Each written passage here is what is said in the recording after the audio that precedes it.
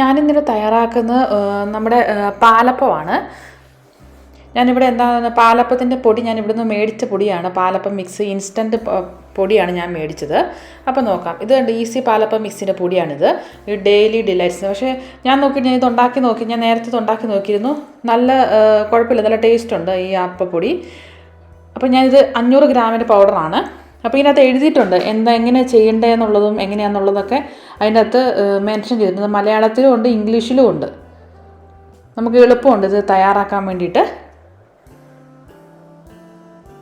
അപ്പോൾ നമുക്ക് നോക്കിയാൽ നമ്മുടെ ഇൻസ്റ്റൻറ്റ് പാലപ്പം വെച്ചുള്ള പാലപ്പം എങ്ങനെയാണ് തയ്യാറാക്കുന്നതെന്ന്. അപ്പോൾ നമുക്ക് നോക്കാം. ഞാനൊരു ബൗളിലേക്ക് ഈ പൗഡർ ഇട്ട് കൊടുക്കുന്നുണ്ട്.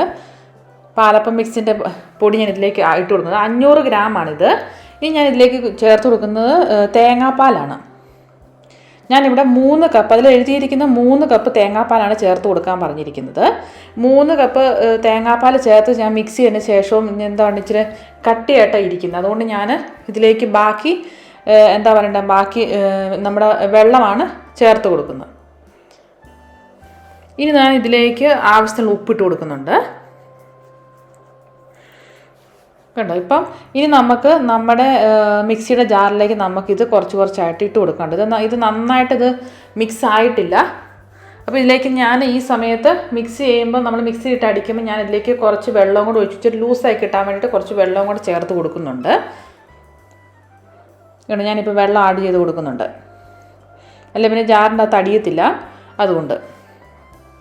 ഇത് നമുക്കൊന്ന് ഇളക്കിയിട്ട് നമുക്കിതൊന്ന് ഒരു 2 മിനിറ്റ് ഒന്ന് മിക്സിയിലിട്ടൊന്ന് അരച്ചെടുക്കാം.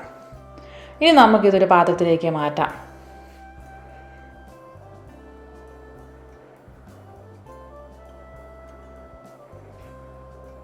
ഇനി നമുക്ക് നന്നായിട്ടൊന്ന് മിക്സ് ചെയ്തിട്ട് നമുക്കൊരു കുറച്ച് സമയം റെസ്റ്റ് ചെയ്യാൻ വെക്കണം. ഇവിടെ പറഞ്ഞിരിക്കുന്നത് റെസ്റ്റ് ചെയ്യാൻ വെക്കാൻ പറഞ്ഞ് 1 മണിക്കൂറാണ് റെസ്റ്റ് ചെയ്യാൻ വെക്കാൻ പറഞ്ഞത്. ഞാനിപ്പോൾ 1 മണിക്കൂർ കഴിഞ്ഞിട്ടുണ്ട്. നമുക്കിത് തുറന്ന് നോക്കാം. കേട്ടോ, ചെറിയൊരു കുമ്പളകൾ പോലെയൊക്കെ ആയിട്ടുണ്ട്. 1 മണിക്കൂറാണ് റെസ്റ്റ് ചെയ്യാൻ വെക്കാൻ പറഞ്ഞിരുന്നത്. നമുക്ക് എന്താ പറയേണ്ടത്, നമ്മൾ രാവിലേക്ക് അപ്പം ഉണ്ടാക്കുന്നുണ്ടെങ്കിൽ നമ്മൾ 1 മണിക്കൂർ മുന്നേ ഇതെല്ലാം ചേർത്ത് വെച്ചിട്ടുണ്ടെങ്കിൽ നമുക്ക് എളുപ്പത്തിൽ അപ്പം ഉണ്ടാക്കിയെടുക്കാം. ഇനി ഞാൻ ഇതിലേക്ക് ചേർക്കുന്നത് ഷുഗറാണ്. നമ്മുടെ പഞ്ചസാര ഞാൻ ഒരു 1 ടേബിൾ സ്പൂൺ ചേർത്ത് കൊടുക്കുന്നുണ്ട്.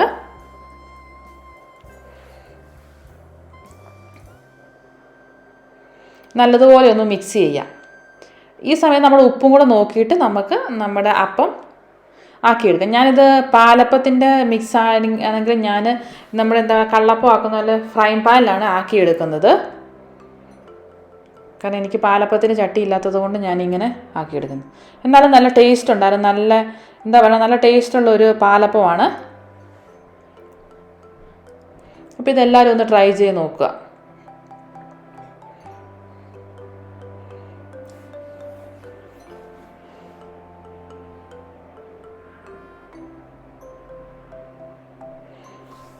നമുക്കിങ്ങനെ ഓരോന്നോരോന്നായിട്ട് ചുട്ടെടുക്കാം.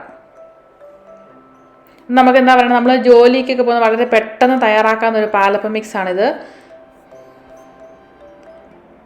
ഒത്തിരി സമയം വേണ്ട. നമ്മൾ രാവിലെ 1 മണിക്കൂർ മുന്നേ ഇതൊന്ന് നന്നായിട്ട് മിക്സ് ചെയ്ത് വെക്കണമെന്ന് മാത്രമേ ഉള്ളൂ. അതിനുശേഷം നമുക്ക് പെട്ടെന്ന് തന്നെ എടുക്കാവുന്നതാണ്. നമുക്ക് 6 മണിക്കൂറൊന്നും റെസ്റ്റ് ചെയ്യാൻ വെക്കേണ്ട ആവശ്യമില്ലത്. അപ്പോൾ നിങ്ങൾ എല്ലാവരും ട്രൈ ചെയ്ത് നോക്കുക. അപ്പോൾ നിങ്ങൾക്ക് എല്ലാവർക്കും എൻ്റെ ഈ വീഡിയോ ഇഷ്ടമായെന്ന് വിചാരിക്കുന്നു. ഇഷ്ടമായെങ്കിൽ ലൈക്ക് ചെയ്യാനും ഷെയർ ചെയ്യാനും സബ്സ്ക്രൈബ് ചെയ്യാനും മറക്കല്ലേ.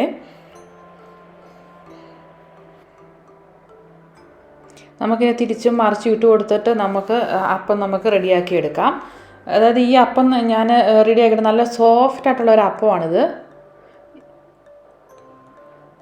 അതുപോലെ നല്ല ടേസ്റ്റും ഉണ്ട്. അപ്പോൾ എല്ലാവരും ഒന്ന് ട്രൈ ചെയ്ത് നോക്കുക. ട്രൈ ചെയ്ത് നോക്കിയിട്ട് അഭിപ്രായങ്ങൾ കമൻറ്റ് ബോക്സിൽ അറിയിക്കണേ.